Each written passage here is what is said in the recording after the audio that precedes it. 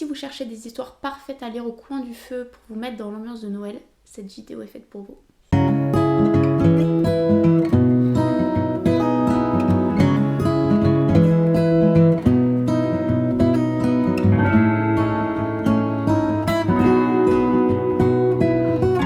Aujourd'hui, on se retrouve pour des recommandations puisque je vais vous présenter 5 contes à lire le soir de Noël. Le conte, je trouve que c'est un genre absolument parfait et qui colle très bien avec l'ambiance de Noël puisqu'on va avoir souvent de la magie, des intrigues qui sortent complètement de l'ordinaire. J'ai essayé de vous faire une petite sélection en variant les ambiances et les thèmes et en mélangeant des œuvres qui sont très connues mais que je vous conseille quand même et des œuvres qui sont un peu moins connues. Ce qui est assez cool, je trouve, dans cette sélection, c'est qu'il y en aura un petit peu pour tout le monde suivant vos goûts.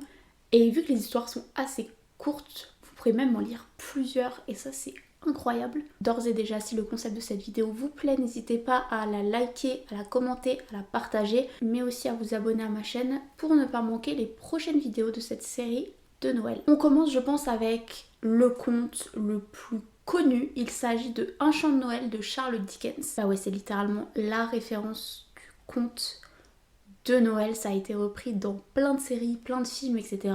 dont Barbie et La magie de Noël, il me semble. Mais aussi, et ça je le savais pas du tout, ça a été repris dans un épisode du Noël de Mickey avec notamment la bande à Picsou. Enfin bref, si vous avez ces rêves, vous êtes incroyable. Pour vous faire un petit résumé, on va suivre un personnage qui est assez vieux, assez antipathique.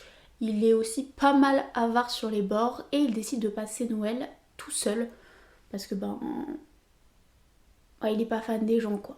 Pendant la nuit de Noël, 3 fantômes vont venir le visiter, le fantôme du passé, du présent et de l'avenir. Et ces fantômes, ils ont une mission bien précise, faire réaliser à ce personnage-là à quel point il est abject et surtout à quel point son comportement et ses actes ont des répercussions, que ce soit dans le présent mais aussi dans son futur. Et puis voilà, c'est une histoire qui peut nous remettre pas mal en question dans ces périodes de fête et surtout ces périodes d'introspection. Est-ce qu'on est vraiment la meilleure personne possible? En tout cas, ce personnage-là, pas du tout.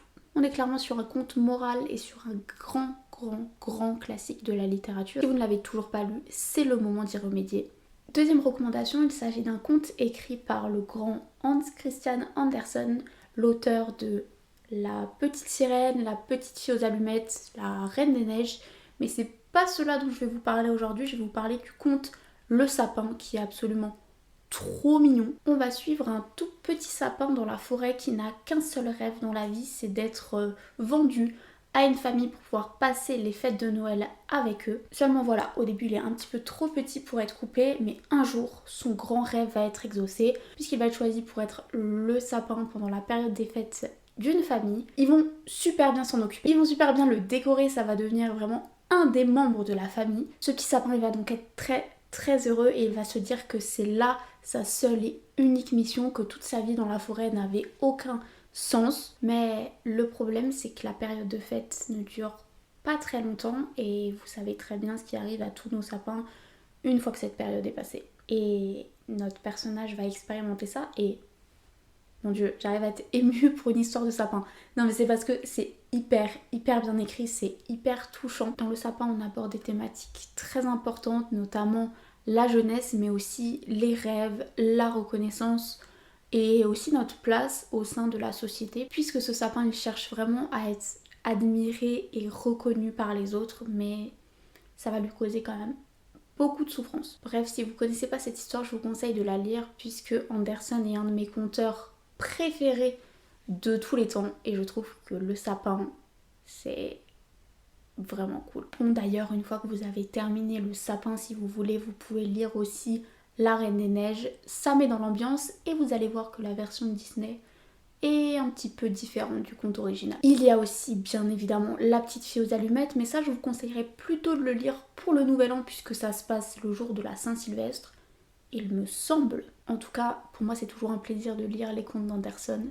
Je trouve qu'il a une plume absolument incroyable, qu'il arrive à mettre énormément d'émotions dans ses œuvres. On passe ensuite avec un conte nommé très sobrement Conte de Noël et il a été écrit par Marcel Aimé qui est un auteur français, le premier de cette vidéo d'ailleurs. Ce conte-là, il va aborder de nombreuses thématiques qui sont très intéressantes, comme l'amour, les rêves, mais aussi le fait que la plupart des choses dans la vie sont assez éphémères et qu'il faut en profiter tant qu'elles sont là. Clairement, c'est une histoire qui illustre parfaitement le miracle de Noël, puisqu'on va suivre un couple, mais plus particulièrement une femme qui a toujours voulu avoir des enfants mais qui peut tout simplement pas en avoir, et le jour de Noël, elle va tout simplement trouver un petit garçon devant chez elle. Mais plus les jours avancent et plus la peur de le perdre grandit en elle. Et à un moment, les personnes autour, même elles, vont douter de l'existence réelle de ce petit garçon. Est-ce que ce serait pas finalement une hallucination? Et c'est vraiment une histoire qui est absolument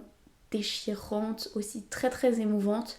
J'ai l'impression que les histoires de Noël c'est toujours la chiale, on va pas se le cacher. On continue avec un conte qui est très très différent des autres, puisque pour le coup c'est pas tellement la chiale, c'est plutôt un conte qui est très étrange et qui flirte beaucoup avec le récit fantastique, puisqu'il s'agit d'une œuvre de Guy de Maupassant qui s'appelle aussi Conte de Noël.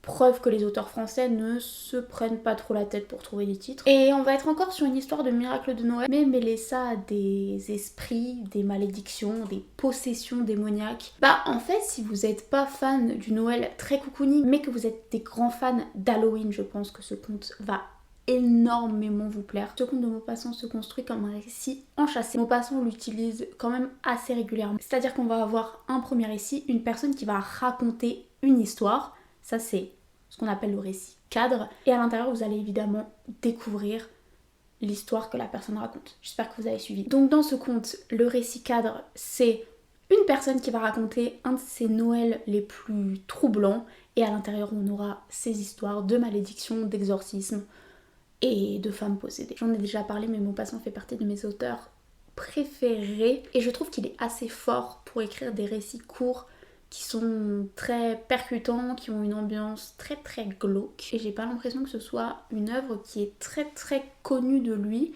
Donc si jamais vous aimez Maupassant, n'hésitez pas à la lire et à me dire ce que vous en avez pensé. On termine cette sélection par une œuvre russe. Je vous en parle parce que je découvre progressivement la littérature russe et j'ai lu beaucoup de choses qui me plaisent. On a toujours une plume extrêmement travaillée, des ambiances qui sont aussi très complexes et immersives. Et là, avec La Nuit de Noël, on va être dans une ambiance complètement glaciale, très hivernale. Oui, clairement, pour ce qui est hiver hyper rude, les Russes savent de quoi ils parlent. Donc je vais vous présenter le conte / la nouvelle La Nuit de Noël par Nicolas Gogol. Et là aussi on est sur une ambiance mi-Noël, mignon, miracle de Noël, romance de Noël, etc. Et sorcellerie, malédiction. Bref, selon moi un mix très très intéressant.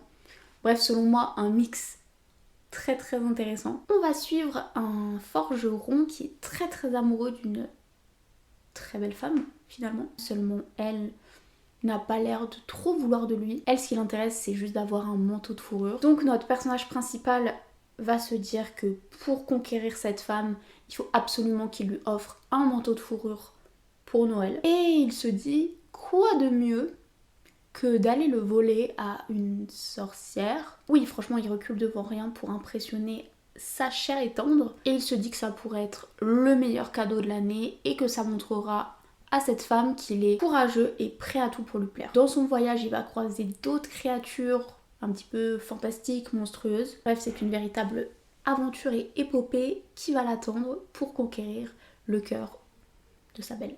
Et puis voilà, j'espère que cette vidéo assez courte vous aura plu. N'hésitez pas à me dire en commentaire quels sont vos contes ou alors vos romans de Noël préférés pour ceux qui ont un peu plus le temps. N'hésitez pas à aller voir les autres vidéos que j'ai sorties pour ma série de Noël, notamment celle qui va s'afficher juste ici et où je vous raconte que Tolkien, l'auteur du Hobbit et du Seigneur des Anneaux, se faisait passer pour le Père Noël. Et oui, c'est une vraie anecdote, si vous voulez en savoir plus. En attendant, je vous souhaite de belles fêtes, de bonnes lectures, une bonne journée et une bonne soirée. Et je vous dis à bientôt. Salut!